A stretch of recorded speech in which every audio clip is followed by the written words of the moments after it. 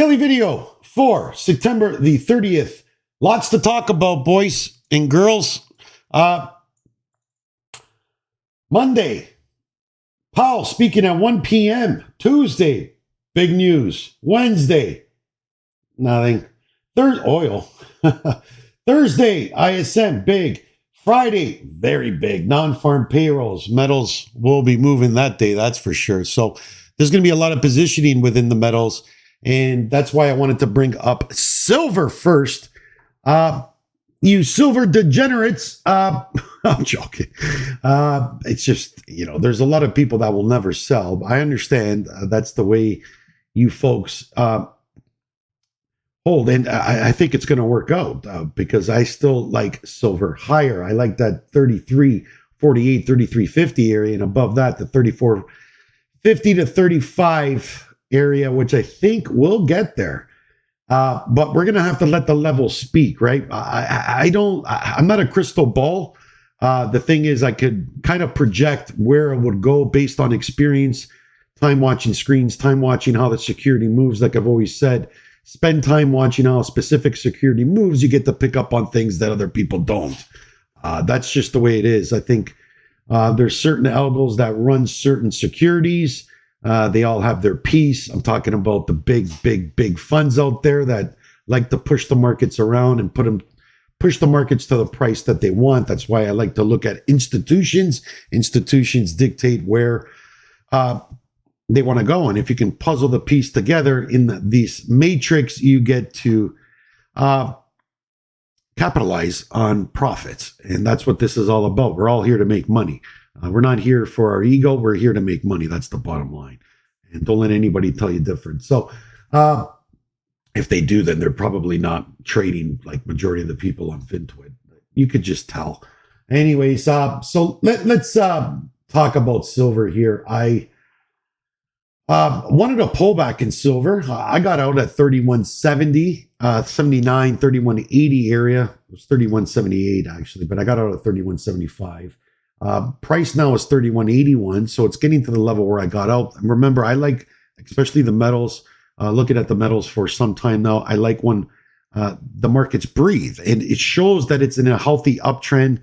Having those just huge moves up produces hard moves down. But when you have a nice trend going up and then, coming down, up, down, it's a healthy move to the upside. And that's what you want.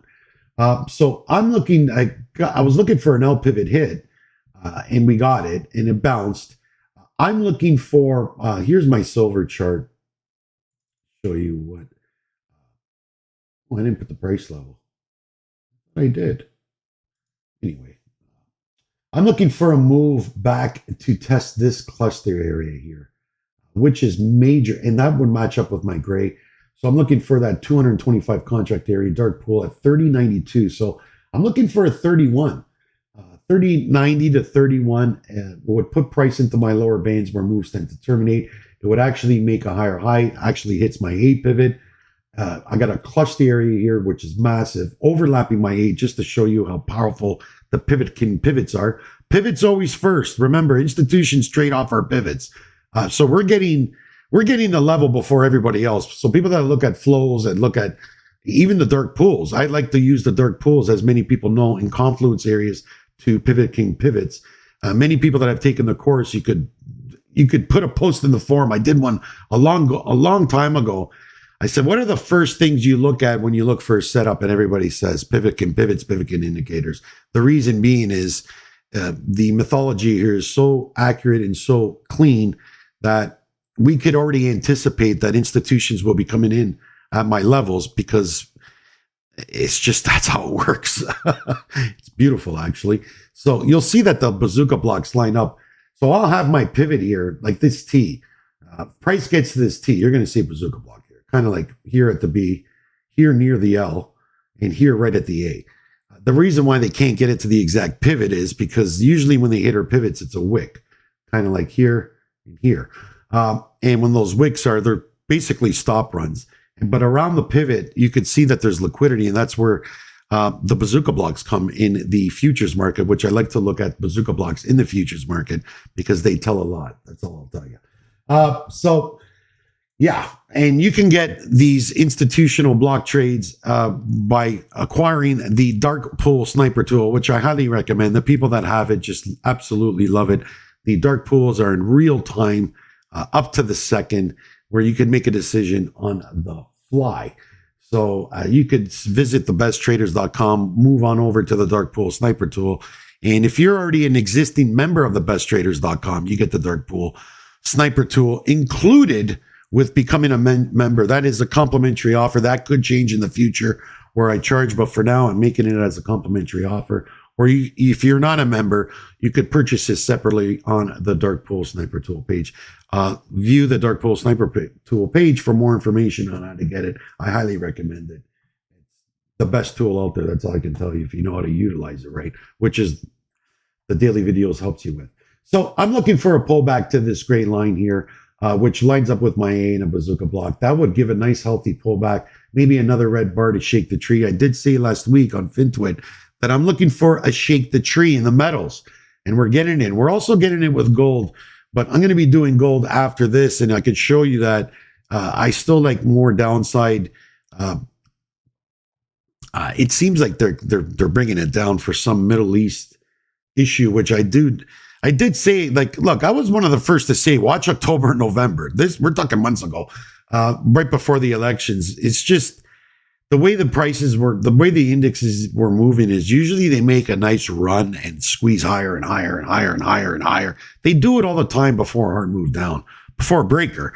They did it in Brexit. They did it in Trump when he won in 2016. They did it in COVID where they just go ballistic to the upside, and then it just goes to show you how things are gamed. But you could capitalize on that, especially if you have the screen time and experience in these markets. I'm not talking 3 or 4 years. I'm talking over 10 years, because you get to pick up on things. And, you know, markets have changed. You'll see people that have been trading for 50 years, and they're like, I've been a trader since the 19th. It's good because you have an analogy of how the markets worked back then, but markets are totally different. So it's harder to adjust to the market now. But traders, as they adapt and trade, you know, year after year and put in the time and put in their homework, they change as the market changes. And that's what you need to do. As the market changes, you need to change with it. So whatever you used before, you got to maybe tweak and stay up with the changes. It's kind of like a computer where you upgrade your computer every so often. It gets better and better. And that's the way you got to be with markets. You got to train yourself to get better and better as well. As the markets change, you need to change. But, you know, unfortunately, what I've been using for the last 15, 20 years, of course, there's been tweaks, but it's still the same mythology. The markets work this way, and having the institutional levels as well helps as well with the confluence area. So this is what I'm looking for. Do we get to the T? I think so. I think we're going to come down here and hit this A pivot, trip these stops right here, which silver loves to do, and gold, by the way. Gold's the king.